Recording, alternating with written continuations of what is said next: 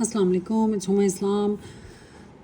Today we're going to discuss Hadith number 15 from your O-Levels Islamiyat 2058, and it's from paper 2, usually question number 1. So here we go. It's this Hadith number 15 is based on communal conduct.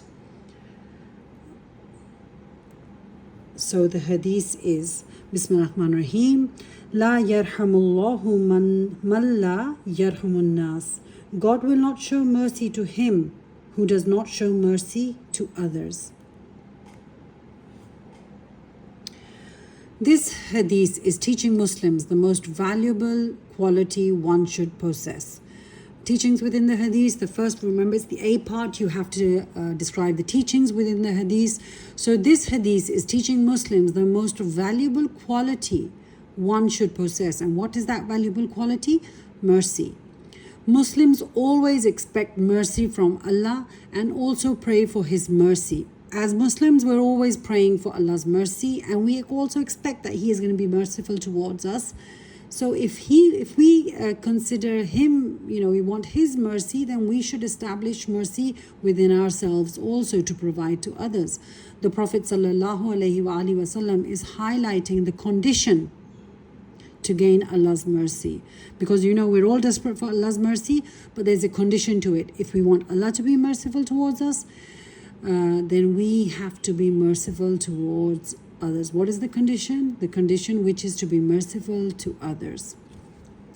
Now, what does mercy include? If we have to be merciful towards others, what would it include? It includes kindness, forgiveness, and caring towards people which unfortunately Muslims lack today. Today Muslims, we totally lack kindness, we totally lack forgiveness, we totally lack caring for other people, empathy, we lack empathy.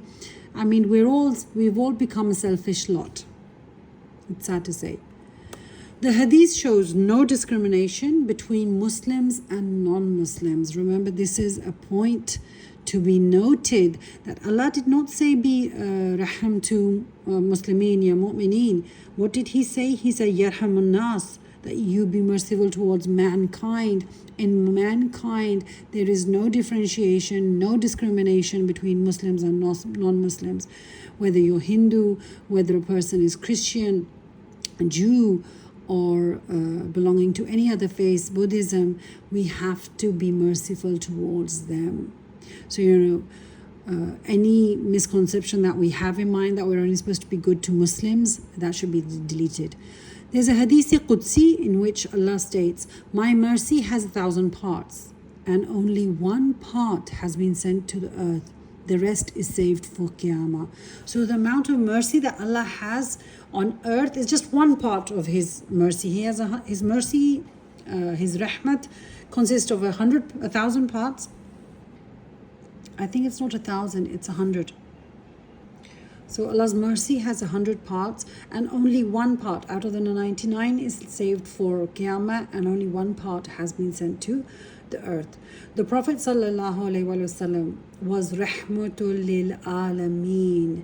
Remember, he was rahmatul lil alameen, not rahmatul lil muslimin or rahmatul lil mu'mineen. He was rahmatul lil alameen.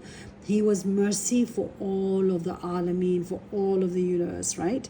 Mercy for the universe with no discrimination. So that's what we learn, that we have to be kind and good and be merciful with non-Muslims also, not just Muslims.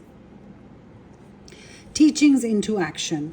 How can Muslims put this teaching, this hadith's teachings into action? Muslims desperately need to adopt this quality of mercy to decrease Islamophobia of today's world. The main reason why Muslims are facing Islamophobia, people are so scared of you, because we're not usually merciful in our dealings. We'll be talking rigidly, we'll be acting rigidly. So if we show kindness and compassion towards non-Muslims, then Islamophobia would be decreased. Muslims do not follow the Quran and Sunnah. If they would have, mercy would prevail in their actions. That is something no one can doubt. That if Muslims today were following the Quran and Sunnah, because the Quran also teaches how you should act, how you should talk, how you should behave. The Sunnah is packed with so many ways of ikhlaqiyat, or how, your mannerism. And if you lived up to the Quran and Sunnah, then it would prevail in our actions. But it's sad to say that it's not there. Muslims should change their attitude, especially with non-Muslims. When we think we are elite just because we are Muslims, get this out of your system. Because remember, arrogance was the characteristic of Satan, and Satan was removed from Jannah just because of his arrogance. And if you are arrogant, if you are acting arrogant just because you are Muslim, then remember, then it's not sure that you're going to score that place in Jannah, right? Studying the life of the Prophet ﷺ thoroughly will help Muslims develop the habit of being merciful, as he was a true example of mercy with friends and foe. Studying the Quran and studying the seerah of the Prophet ﷺ will help us, because naturally we don't know how to be merciful, where to be merciful. Then we will see it through the seerah, that where and when was the Prophet so merciful towards others.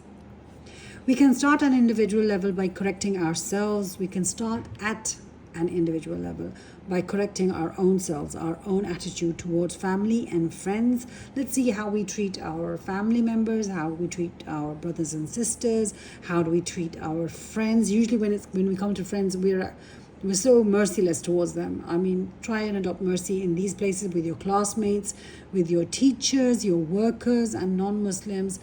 You should adopt the characteristic of mercy here, when you're interacting here. No discrimination is the point to focus on. Islam, thank you. I hope that was sufficient.